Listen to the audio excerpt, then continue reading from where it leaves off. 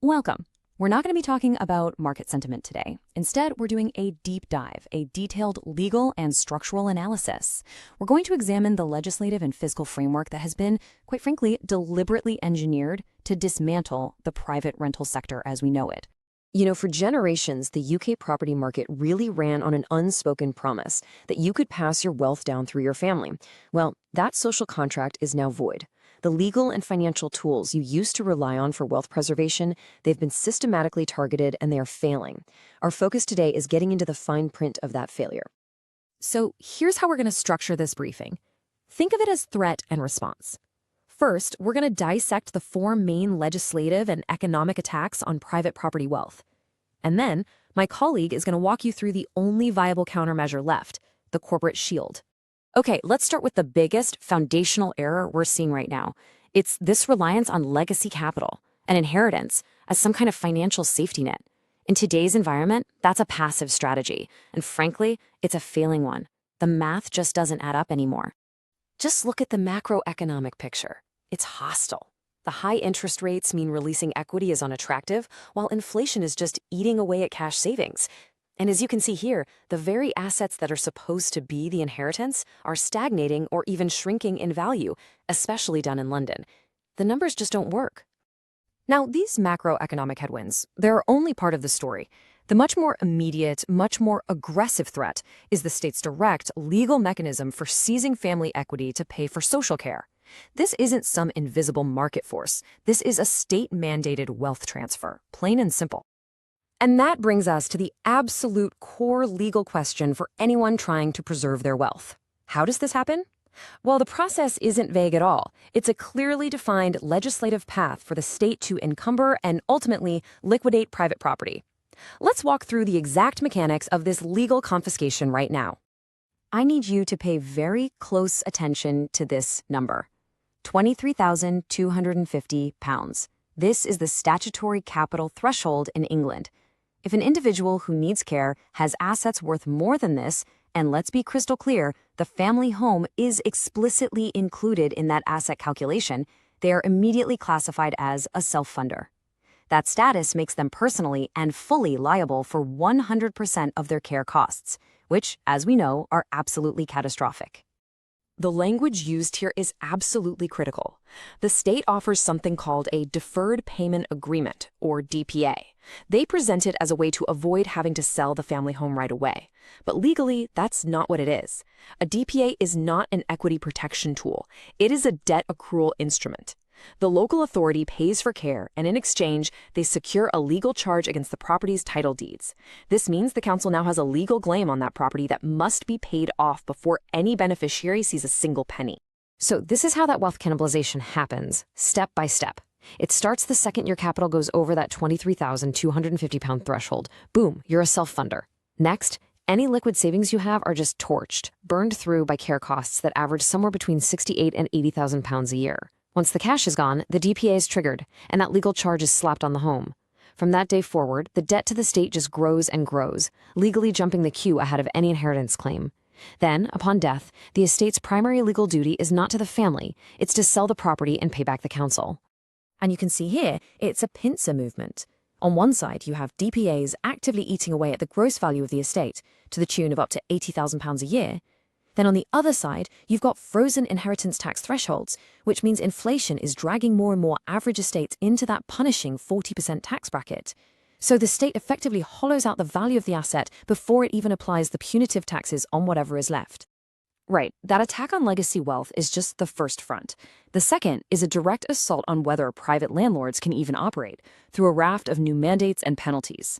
So I'll lay out the new laws, and then my colleague will explain the structural asymmetry they create and exactly how it's being exploited. The Renters' Rights Act is a fundamental rewrite of the landlord-tenant relationship. Getting rid of Section 21 completely removes the main tool for regaining possession of your property. That means individual landlords are now exposed to much higher legal costs and longer void periods. And with all tenancies becoming perpetual by default and penalties hitting as high as £40,000, this is a compliance minefield. And this is the reality of how it plays out. For you, the individual landlord, a £40,000 penalty is a potentially bankrupting event. For an institutional operator, it's a line item on their budget. It's an operational cost that's managed by their salaried compliance teams. They couldn't care less about Section 21. Their entire model is built on long-term tenancies anyway. This law creates a trap for the individual that the professional is already, by their very nature, structured to bypass. The second mandate is what we call the capital expenditure trap. By 2030, every single privately rented property has to have an energy performance certificate, an EPC, of rating C or higher. And this requires a fabric-first approach. We're talking expensive structural work like insulation with a cost cap of £10,000 per property. If you're a landlord with a portfolio of older housing stock, this is a potentially ruinous capital call. And again, the asymmetry here is just glaring. The individual landlord has to find £10,000 of their own post-tax capital for every single unit, completely destroying their net yield. But the institutional build-to-rent operator, their entire portfolio is modern, purpose-built stock that's already compliant. They are quite literally exempt by design from this legislative trap. The law is explicitly engineered to make older, privately owned stock financially unviable. Now for the third front, a tax regime deliberately structured to make leveraged property investment unprofitable for individuals. This is the most devastating assault of all. It actually engineers unprofitability at the source. There are two key mechanisms at play here. First, Section 24. It disallows mortgage interest as a deductible business expense, and instead it gives you a measly 20% tax credit. The impact of this is absolutely critical. It means landlords are taxed on their gross turnover, not their net profit. Second, starting in April 2027, they're bringing in these punitive new income tax rates specifically for property income, rising to a staggering 47%. Look at this. This slide shows the stark legal difference. For an individual, your mortgage interest is not a deductible expense. Period. For a limited company, it is fully deductible. So the individual pays income tax up to 47% on so-called phantom profit that doesn't actually exist. The corporation, it pays the standard corporation tax rate on its actual profit. It's the same asset, the same finance cost, but the law treats them in two completely different ways. One structure is designed for profitability, the other is engineered for failure. Okay, so now that we've defined the threats, it's time to pivot to the only logical and legally sound response, and that is to adopt the very structure the legislation is designed to favor. We call this the corporate shield strategy. This timeline shows you just how urgent this is. That new 47% property income tax rate hits in April 2027. That means any portfolio conversion absolutely must be completed before the end of the 2026/27 tax year.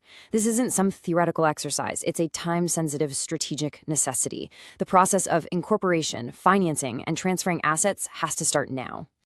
So what do? These are the non-negotiable first steps. You need to engage specialist advisors to model the precise financial impact for your specific portfolio. You need to incorporate a special purpose vehicle, an SPV, which is the correct corporate wrapper for these assets. Then you start talking to commercial lenders about refinancing. Every single step requires expert guidance to navigate the very significant capital gains and stamp duty implications of the transfer itself. This really says it all, doesn't it? These legislative changes have made the old model of personal ownership financially obsolete. For most higher-rate taxpayers, trying to run a leveraged portfolio in your personal name after April 2027 is a mathematical impossibility. Moving to a corporate structure, it's no longer about optimization. It's about survival.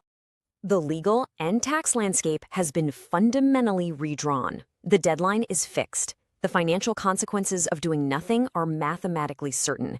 The only variable left in this equation is your response. Thank you for your time. We are, of course, available for consultation.